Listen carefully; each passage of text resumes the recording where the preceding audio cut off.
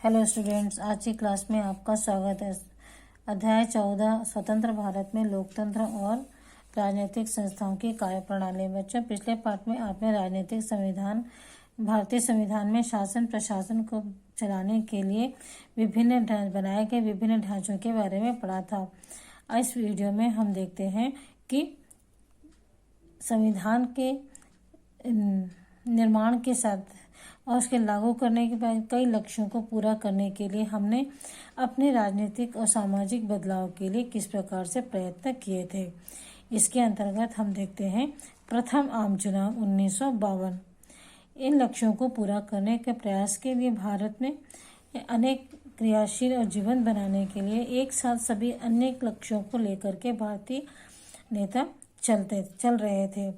और इस समय जो चुनाव का नवाचार यानी नया काम जो करने की इस समय कोशिश की गई, उसके लिए अनेक तैयारियों को करना था, जो कि एक चुनौतीपूर्ण कार्य था। सबसे पहले मुख्य परेशानी हमारे यहाँ यह थी कि हमारे देश की अधिकांश जनसंख्या जो थी वह शिक्षित नहीं थी, अशिक्षित थी, और वे इसके महत्व को, चुनाव के महत्व को समझ पाएंगे, वे किस प्रकार मतदान करेंगे और इसकी किस तरह से वे इस सारी व्यवस्था को पूर्ण कर पाएंगे। यह एक बड़ी चुनौतीपूर्ण कार्य था और इसे पूरा करने की जिम्मेदारी हमारे तत्कालीन शासन व्यवस्था के नेताओं ने ली थी।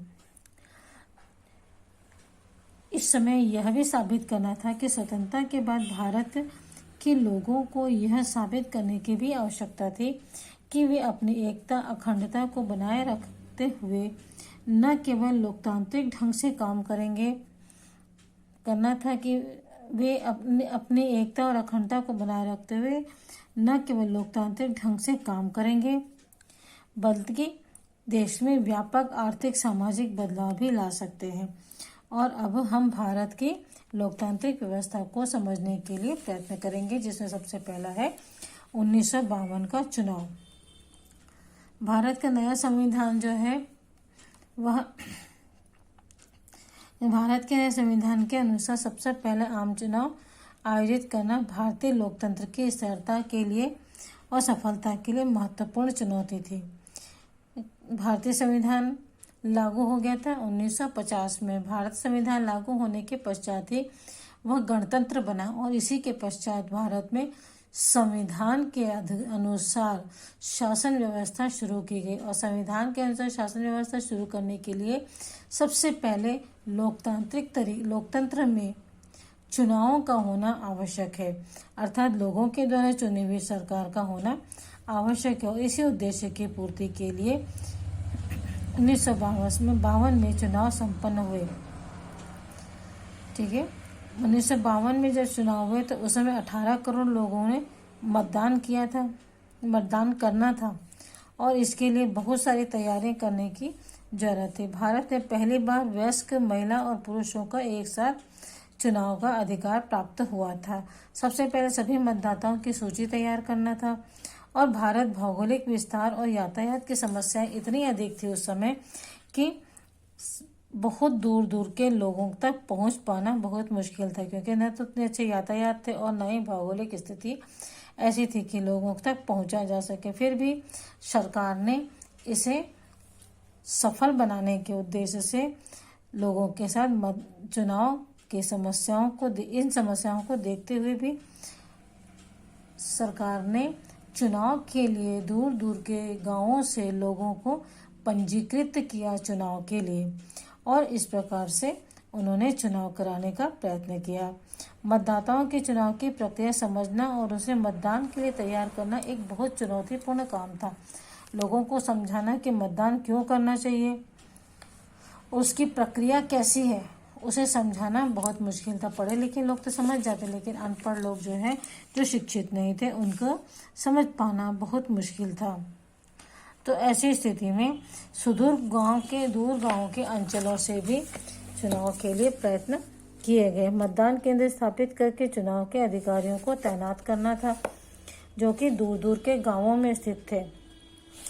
इस समय देश की 85% जनसंख्या निरक्षर थी। ऐसी स्थिति में उम्मीदवारों के नाम पहचान कर सही तरीके से मतदान करवाना संभव नहीं था। इसके लिए चुनाव आयोग ने एक नया तरीका निकाला, वह था उम्मीदवारों को अलग अलग चुनाव चिन्ह दिए गए और प्रत्येक उम्मीदवार के लिए अलग अलग चुनाव की पेटियां रखी गई, ताकि जनता जो है अपना चुनाव अपने करके अपना वोट जो है निश्चित बक्से में या पेटी में डाल सके। इसके लिए अलग अलग प्रत्याशियों के लिए अलग अलग पेटियां भी रखी गई, जिससे कि वे पहचान करके चुनाव चिन्हों के आधार पर अपना वोट उस बॉक्स में डाल सके। इस प्रकार से चुनाव आयोग ने पहला जो चुनाव था उसके लिए तैयारियां संपन्न की गई। इस चुनाव में क्या खास बात थी?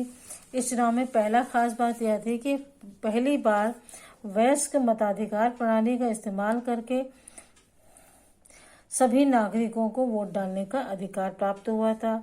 सरकार ने दूर ग्रामीण क्षेत्रों में भी मतदान केंद्र बनाए थे। तीसरा था, सारे राज्यों की विधानसभा के चुनाव भी लोकसभा के साथ ही हुए थे और इस समय 17 करोड़ मतदाता जो थे पंजीकृत हुए थे चुनाव में मत डालने के लिए, वोट डालने के लिए, जिनमें से 85% जो थे वह निरक्षर थे। इस समय 2,24,000 मतदान केंद्र बनाए गए और करीब 1,000 व्यक्ति के पीछे एक मतदान केंद्र रखा गया था। लगभग 10 लाख अधिकारियों को चुनाव में कार्य करने के लिए या चुनाव को सफल बनाने के लिए तैयार किया गया था। चुनाव की व्यवस्था किस प्रकार की गई? चुनाव में जिन इलाकों में पर्दा प्रथा का सख्ती से पालन होता था, ऐसे स्थानों में महिलाओं के लिए अलग से मतदान केंद्र बनाए गए और इन मतदान केंद्रों में केवल महिला कर्मचारी ही तैनात होते थे। अजमेर में एक मतदान केंद्र में पूरी महिला जो थी मखमली कपड़े से ढकी हुई थी, केवल उसकी एक उंगली दिख रही थी, जिस पर कि अमिट स्याही का निशान लगाते हैं। वोट डालते समय एक अमिट स्याही जो है हाथ में लगाई जाती है, तो केवल एक उंगली दिख रही थी जिस पर कि स्याही लगाई जानी थी। इस प्रकार से लोग यहाँ पर मतदान करने आए। इसके अलावा कई गांवों में के इकाइयां जो थे मतदान किया था, उसमें सबसे महत्वपूर्ण था गांव की एक इकाई के रूप में मतदान किया। असम के एक आदिवासी गांव ने पूरा एक दिन का सफर तय करके मतदान करने आए थे।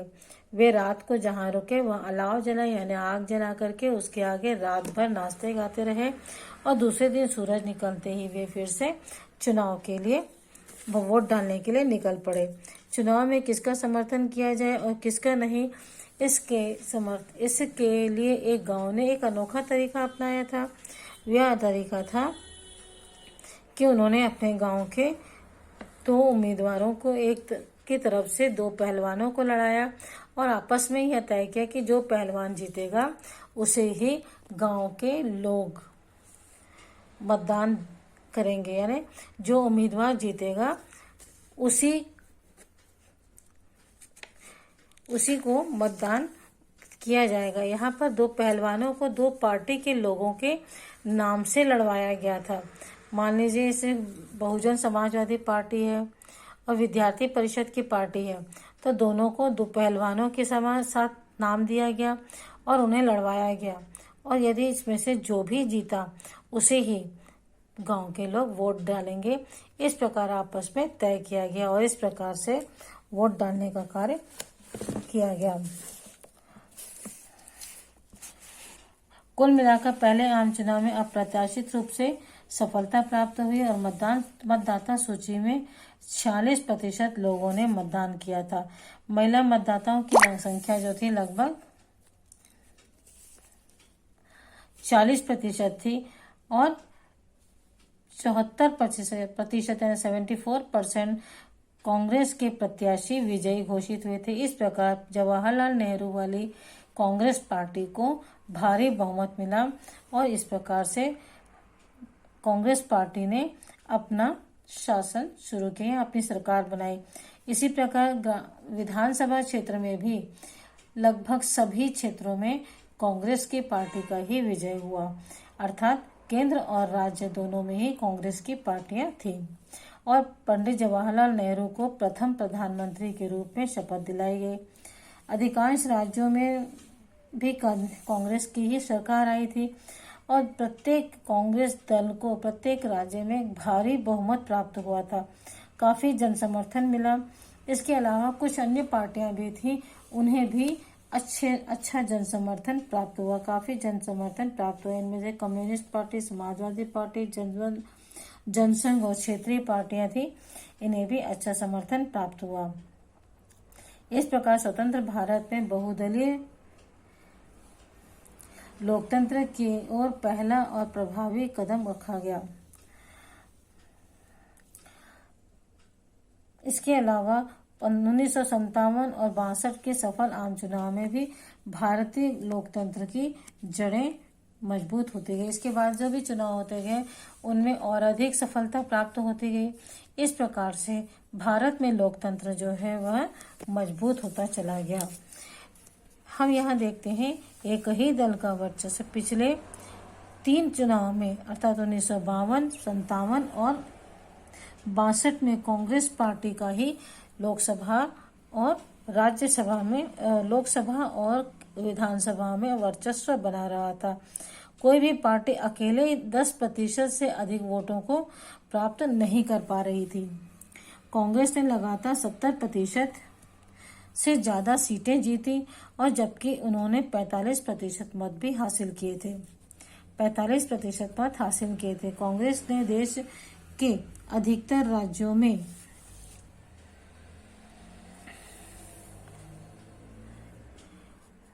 भी अपनी सरकार बनाई थी। हालांकि इस दौरान केंद्र और में ज्यादातर राज्यों में एक ही दल का शासन था। शुरुआती समय में कांग्रेस दल जो था विधानसभाओं में अर्थात राज्यों में भी और केंद्र में दोनों में ही समान रूप से शासित था। उसी समय उनका शासन चला था लगातार 3 चुनाव तक। लेकिन इस दल के लगभग सभी राजनीतिक विचारधाराओं के लोग शामिल थे। लेकिन जो राजनीतिक दल थे उसमें जितनी भी विचारधाराएं थी सभी विचारधारा के लोग कांग्रेस पार्टी में शामिल थे। इसलिए कांग्रेस पार्टी की इन मतदाताओं उम्मीदवारों के बीच आपस में मुकाबला कांग्रेस को फिर से देखते हैं बच्चों। एक दल के दबदबे वाली इन परिस्थितियों में बड़ा राजनीतिक मुकाबला कांग्रेस अपने भीतर विभिन्न गुटों के बीच होता था। कांग्रेस के अंदर का जो गुट थे उनके अंदर इनके बीच मुकाबला होता था और यह मुकाबला जो है कांग्रेस पार्टी के अंदर जो होता था उसने लोकतांत्रिक प्रक्रियाओं को मजबूती प्रदान की थी। यदि आपस में हम मुकाबला करते हैं अच्छा काम करने के लिए या किसी को सशक्त बनाने के लिए तो यह सारे कार्य राजनीतिक दृष्टि से सभी के लिए किसी भी पार्टी को मजबूत बनाते हैं और लोकतंत्र को भी मजबूत बनाते हैं। दूसरे राजनीतिक दल चुनाव में लड़ते तो थे लेकिन कांग्रेस का उल्लेखनीय चुनौती नहीं दे पाते थे। अनेक राजनीतिक दलों समय कांग्रेस के अलावा अन्य राजनीतिक दल भी थे जो चुनाव में भाग लेते थे, लेकिन वह कांग्रेस को उल्लेखनीय टक्कर नहीं दे पा रहे थे। उल्लेखनीय मुकाबला उनके बीच में नहीं हो पाता था। इसीलिए केवल कांग्रेस पार्टी ही चुनाव में जीत रही थी। इसके बावजूद विपक्षी दल होने के नाते उन्होंने लोकतांत्रिक राजनीति की प्रक्रियाओं को स्थापित किया। किसी भी लोकतंत्र को सफल बनाने के लिए, किसी भी देश में लोकतंत्र को सफल बनाने के लिए एक सशक्त विरोधी दल होना आवश्यक है, विरोधी पार्टियां होना आवश्यक है, क्योंकि ये जो है अपने कार्यों से सत्तारूढ़ दल पर नियंत्रण स्थापित करके रखती हैं ताकि वह संविधान के अलावा किसी और पद से प्रभावित होकर के देश की नीतियों को और उसकी सुरक्षा को प्रभावित ना कर सके। इसलिए किसी भी लोकतांत्रिक देश की सफलता, किसी भी देश के में लोकतंत्र की सफलता के लिए विरोधी दलों का होना अत्यंत आवश्यक है। धीरे धीरे दूसरे राजनीतिक दलों ने अपने आप को भी मजबूत करना शुरू कर दिया और कुछ दशकों में ही कांग्रेस को कड़ी टक्कर देने लगे और हमारा संविधान जिसे लोकतांत्रिक व्यवस्था की संकल्पना की थी उस तरफ बढ़ने लगा और एक महत्वपूर्ण पड़ाव था। भारतीय राजनीति की विशेषता यह है कि 20 से 25 वर्षों तक एक पार्टी के दबदबे के बावजूद यह बहुदलीय व्यवस्था पनप पाई। भारत में लंबे समय तक कांग्रेस का शासन रहा, उसके बावजूद भी यहाँ पर लोकतांत्रिक संस्थाएं जो हैं अपना व्यवस्था को मजबूत कर पाई और यहाँ पनपने में सफलता हासिल की। तो बच्चों, इस वीडियो में इतना ही। अगले वीडियो में हम इसके आगे देखेंगे। ठीक है, बाय।